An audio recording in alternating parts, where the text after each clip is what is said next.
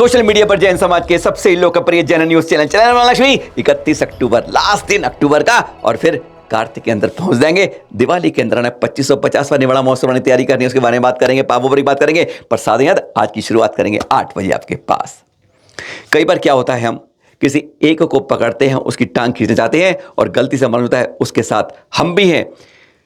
एक पेड़ की टहनी काटनी होती है, हम जड़ काटने लगते हैं, मालूम नहीं चलता कि एक टहनी पर तो हम भी बैठे हुए हैं।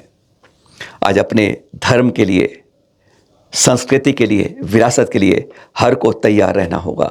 इस बात को गांठ बांधकर रखना होगा। अभी कुछ समय की आवाज़ उठ रही थी बहुत जगह। हमारे वकील हैं जैन भाई विष्णु शंकर जैन जी, उन्होंने कहा था कि गिरनार जी का मैं केस दो, वेस दो, मैं कुछ आपके लिए लड़ पाऊंगा। कुछ ने विरोध किया, कुछ ने वो कहा। अब उन्होंने एक नया अपनी बात जारी की है कि हम नहीं चाहते कि कोई अल्पसंख्यक रहे, क्योंकि अल्पसंख्यक का जो बजट मिलता है वो अधिकांशतः मुस्लिम संप्रदाय ले जाता है। उन्हें इस बात से थोड़ा विरोध है, तो वो कहते हैं हमने 5200 करोड़ को जो पहले फंड था उसे कम करके 3200 करोड़ कर दिया है। अब हम चाहते हैं ये अल्पसंख्यक नाम की चीज होनी नहीं चाहिए, सिर्फ सेकुलर होना चाहिए। यानी हम मुस्लिम संप्रदाय थोड़ा विरोध करना चाहते हैं, लेकिन उसके साथ ही जैन, बौद्ध, सिख, ईसाई सबको खत्म करना चाहते हैं। बहुसंख्यक के सामने इन छोटे छोटों को खड़ा करना चाहते हैं, सारा उनको सहयोग मिलता है। उसके साथ हैरानगी हो जाती है जब ऐसी बात होती है। कहीं ना कहीं लगता है अपने ही पैरों पर कुल्हाड़ी मारी जा रही है। सुनिए जरा विष्णु शंकर जैन जी क्या कह रहे हैं। पहले ये बजट 5200 करोड़ रुपए का था। हमने इस मामले को सुप्रीम कोर्ट में चैलेंज किया कि आर्टिकल 29-30 के वायलेशन में, सेक्युलरिज्म के वायलेशन में कैसे कोई गवर्नमेंट 5200 करोड़ रुपए माइनॉरिटीज़ के अपीजमेंट के लिए खर्च कर सकती है। उसके बाद वो बजट गिर के 3200 करोड़ रुपए आया है। पर हमारी डिमांड ये है कि बजट होना ही नहीं चाहिए। जो सरदार वल्लभ भाई पटेल ने आर्ग्यूमेंट किया था संविधान सभा में कि माइनॉरिटीज़ के लिए कोई स्पेशल ऑफिसर नहीं होना चाहिए और माइनॉरिटीज़ को अलग चश्मे से नहीं देखना चाहिए, आज उन सारी चीज़ों का वायलेशन करते हुए, हमारे संविधान निर्माताओं के फोरफादर्स के विजन का वायलेशन करते हुए इन लोगों को अलग चश्मे से देखा जा रहा है और डिफरेंट स्कीम्स इनके लिए लाई गई हैं जिनका ये लोग बेनिफिट। और साथ ही साथ यूपीएससी की कोचिंग के लिए भी उनको फ्री कोचिंग दी जाएगी, जो हमें नहीं मिलती है। हिंदू समाज के किसी बच्चे के लिए ऐसी स्कीम नहीं है कि आपको यूपीएससी में पढ़ना है तो आपको फ्री कोचिंग दी जाएगी। और ऐसी बहुत सारी स्कीम उन मुस्लिम समाज के लोगों के लिए इस बजटरी प्रोविजन में चल रही है। Long live secularism, long live secularism. दिन तो देर हो गई है, लेकिन खबर आज बता पा रहे हैं आपको। अवतरण दिवस 78वां, कुछ लोग 77वां कह रहे हैं, नहीं 78वां हमारे गुरुवर प्रातः स्मरणीय सबके हृदय में वाले वह दृश्य दिखा रहे हैं। ऐसे दृश्य हमेशा सजीव रहते हैं, जब दिल में उतर जाएं तब तक कहते हैं मन में आनंदित करते रहते हैं। यह डोंगरगढ़ से 78वें अवतरण दिवस के समय गुरुवर संत शिरोमणि आचार्य श्री विद्यासागर जी महामुनिराज के बारे में किस तरीके से लोग किस तरह से आनंदित हो रहे थे, उनकी वंदना करने में कहते हैं शब्द कम पड़ जाते हैं। उनके बारे में जब कुछ बोलना शुरू करते हैं, धन्य हो जाते हैं जब ऐसे दर्शन करने को सौभाग्य से जिसको मिल जाते हैं। लगभग हर वर्ष की तरह इसी तरह इस बार भी आचार्य श्री के दर्शन करने पदयात्रा शुरू हुई शिरपुर से डोंगरगढ़ के लिए कि पधारो गुरुवर दक्षिण में आओ, अपनी जन्मस्थली पर भी आओ। यह भावना कई वर्षों से कर रहे हैं, पदयात्रा बार बार कर रहे हैं। यह दृश्य आप उसी के देख रहे हैं जब वह अवतरण दिवस के दिन वहां पर पहुंची थी डोंगरगढ़ में। और अब शरद पूर्णिमा का एक और गणनी आर्यिका शिरोमणि श्री ज्ञानमती माता जी, उनका भी 90वां अवतरण दिवस था। चैनल महालक्ष्मी टीम भी गई थी वहाँ दर्शन करने में, और दक्षिण से आए भट्टकारकों से बात करने के लिए भी कि दक्षिण में तीर्थों की स्थिति क्या है वह आपको बाद में बताएंगे। पहली बार 14 में से 11 भट्टारक एक बार एक ही जगह मिले और कहते हैं सबने अयोध्या में पहली बार दर्शन किए। 3 दिन का महोत्सव चला और उसमें उन सब भट्टारकों ने मिलकर गणनी आर्यिका ज्ञानमती माता जी को विद्वजन सार्वभौम पद से सम्मानित किया। महासाध्वी, ऐसा सम्मान, गदगद हो गई माता जी, खुश रही थी, हमेशा की तरह मुस्कुराती रही।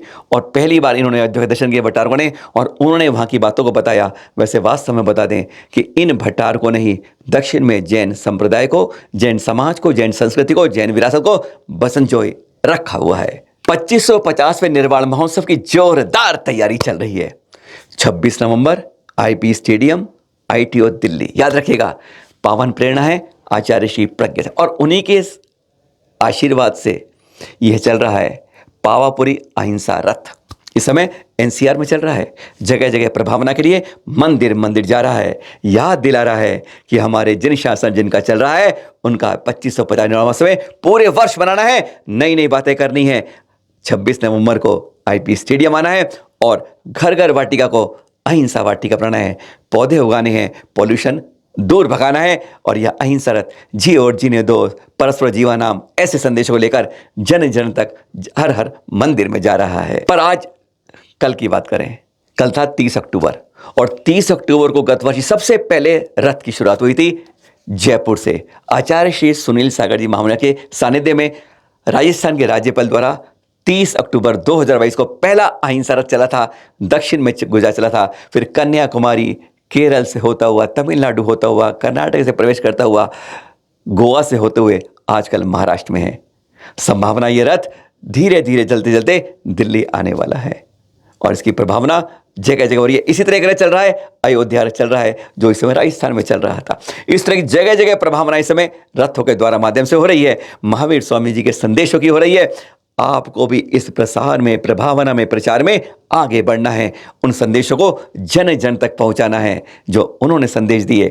आज इस वास्तव में उनकी वर्तमान में अधिक आवश्यकता लगती है और यह है बालकों को, बालिकाओं को उपनयन संस्कार, बच्चों को, अविवाहित बच्चों को 8 साल की उम्र से लेकर 21 साल तक इसमें 240 बालक बालिकाओं को मुनिश्री सुप्रभ सागर जी द्वारा संस्कारित किया गया।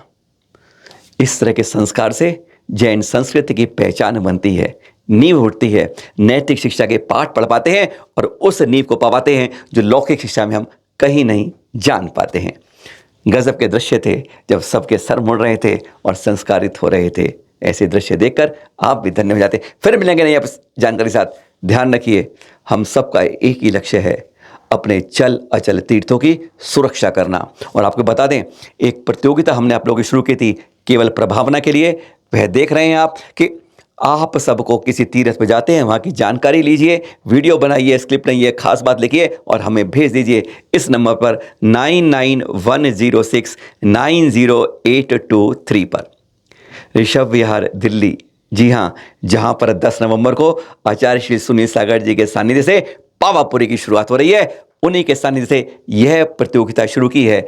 उन तीर्थों के बारे में आपको भेजना है, फिर उनमें से किसी को प्रथम पुरस्कार 5100 रुपये, दूसरा 2100 रुपये, तीसरा 1100 के साथ सबको डिजिटल सर्टिफिकेट्स भी, प्रमाण पत्र मिलेंगे। पर हाँ, पावापुरी याद रखनी है। पहली बार आप दिल्ली में देखेंगे, गजब की बात, पांचों कल्याणक, चंदनबाला का आर, कैसे नाम पड़े और कुछ दिव्य ध्वनि और सम्मिश्रण कैसे था, सब कुछ मिलेगा उस पावापुरी के अंदर। सादर जय जिनेंद्र।